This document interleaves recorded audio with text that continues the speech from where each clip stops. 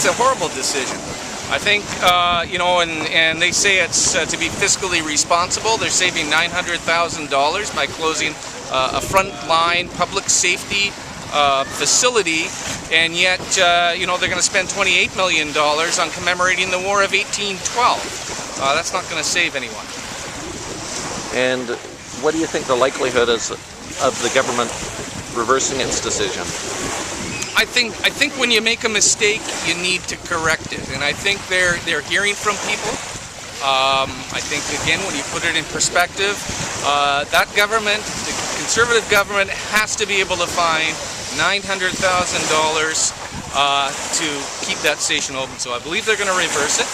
And I don't think, even within the DFO and the Coast Guard itself, I don't think these were the 14 least important staff members. These are frontline responders. There's lots of bureaucrats, including one out there that said a sinking back on May Day off of Victoria Day long weekend off of Point Grey wasn't a life-threatening event. Yet 5 people were going to be in the water if the Coast Guard from Kitts Bays hadn't interceded in 14 minutes.